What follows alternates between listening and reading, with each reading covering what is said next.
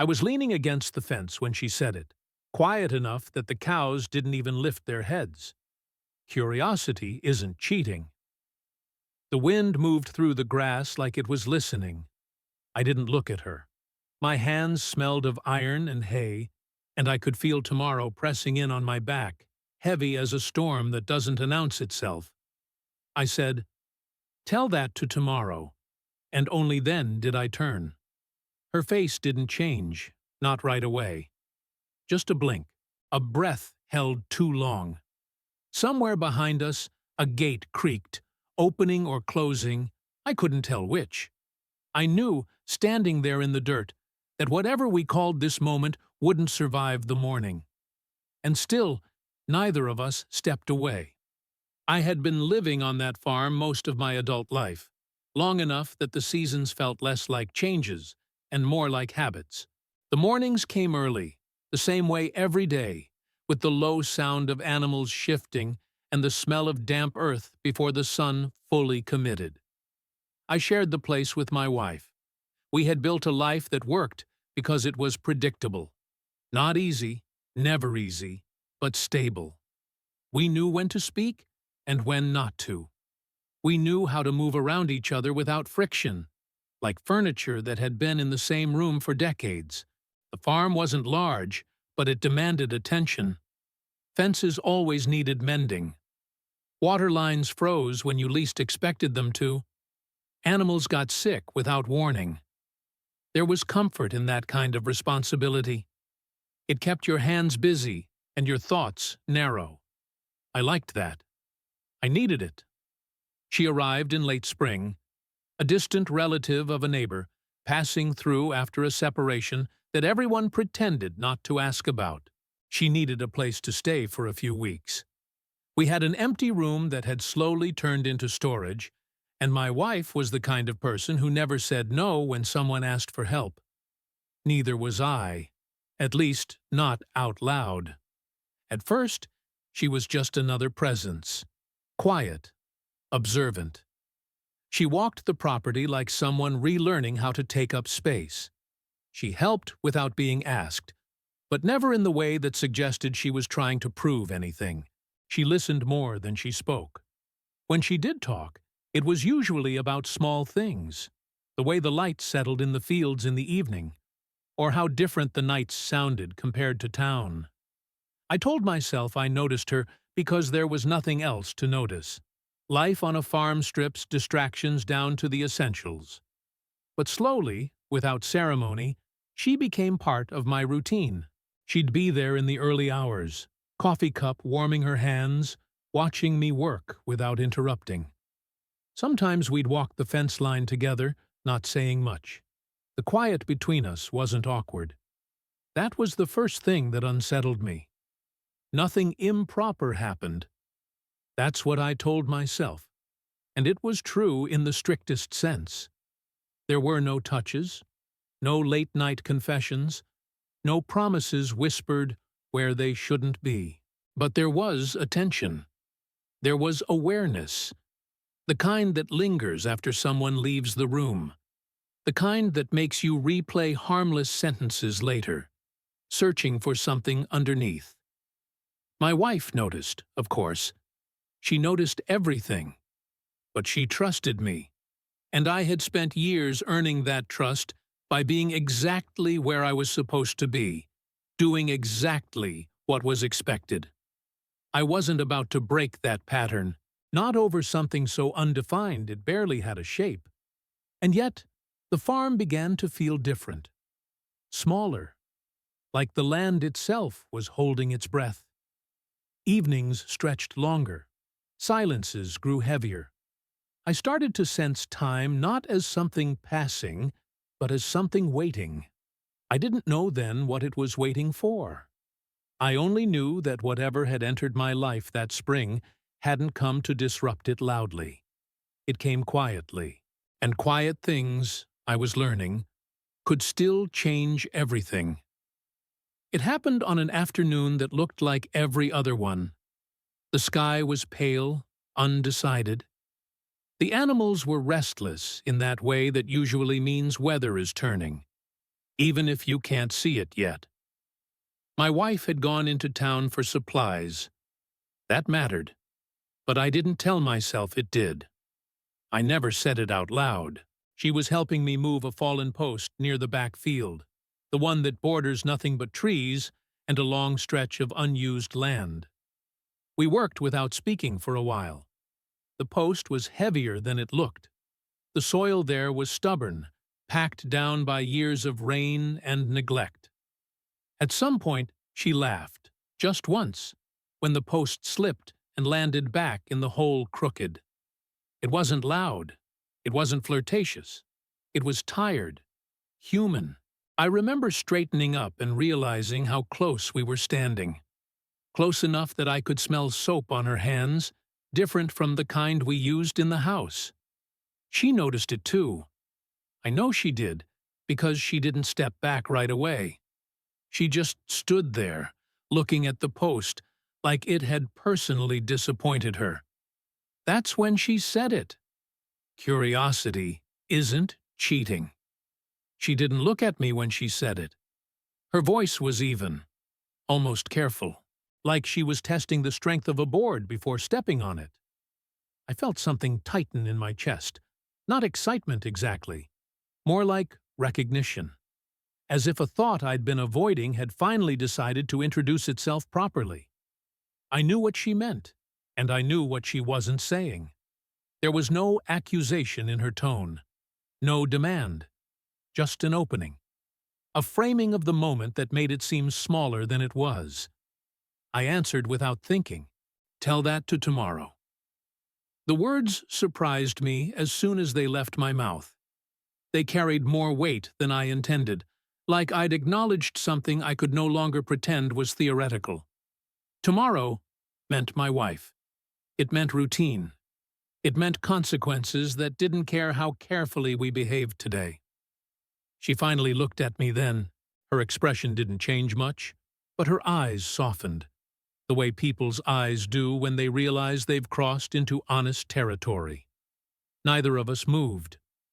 The field was quiet, except for the wind dragging through the grass and the distant sound of a gate shifting somewhere it shouldn't have. That was it. No touch. No promise.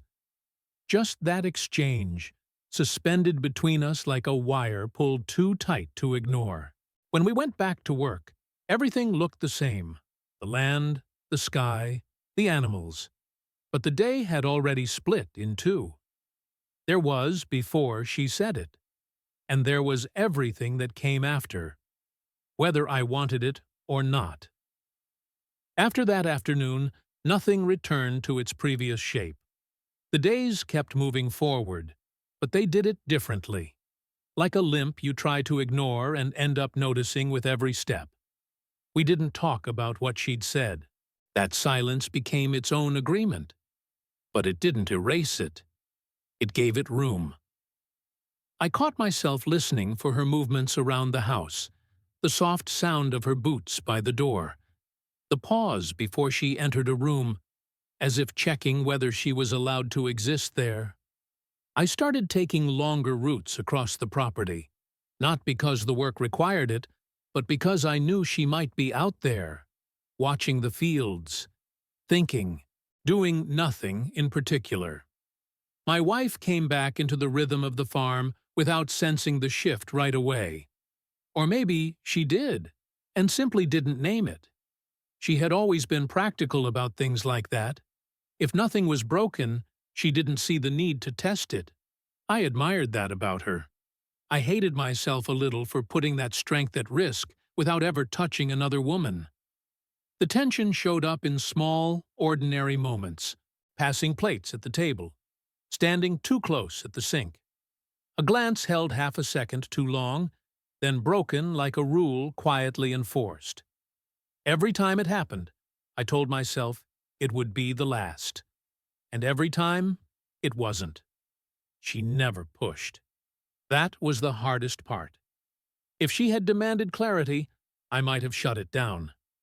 Instead, she behaved as if patience itself could resolve things, as if time would eventually decide for us, and all we had to do was keep living carefully inside the question. One evening, after my wife had gone to bed early, I stayed out late repairing a section of fence that didn't strictly need it. The air had cooled, and the field smelled sharp, almost metallic. I heard her before I saw her. Footsteps in the grass. She stopped a few feet away, close enough to feel, but far enough to pretend distance. "I'm leaving soon," she said. I nodded, still focused on the wire, as if I hadn't known this was coming. As if I hadn't been counting down to it without admitting why. She didn't ask me anything. She didn't explain herself. She just stood there, waiting for a response I wasn't ready to give. That night, sleep didn't come easily. I lay beside my wife, listening to her breathe, feeling the solid, earned weight of the life we shared. Responsibility pressed in on me from one side, desire from the other. Not desire for a body, not really, but for the version of myself that still believed choices could be clean. By morning, I was exhausted from carrying something no one else could see. And exhaustion has a way of making decisions feel urgent, even when they shouldn't be. I started to realize that doing nothing wasn't neutral anymore. It was a choice of its own.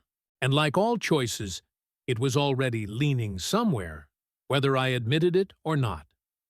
The farm felt quieter than ever, as if it knew something had to give. It came down to a single morning, stripped of drama the way real decisions usually are. The sky was low and gray, pressing close to the fields. She had packed her bag and left it by the door. Not hidden, not announced. Just there. Honest. My wife was in the other room, moving slowly, wrapped in the comfort of routine. The kettle whistled. A chair scraped softly against the floor. Ordinary sounds, anchoring sounds. I stood between the table and the door longer than necessary, feeling the weight of that space like it was measured just for me. She waited outside, didn't knock, didn't call my name. She respected the line, even now. When I finally stepped onto the porch, the air felt colder than it should have. She looked at me once, searching, not for permission, but for truth.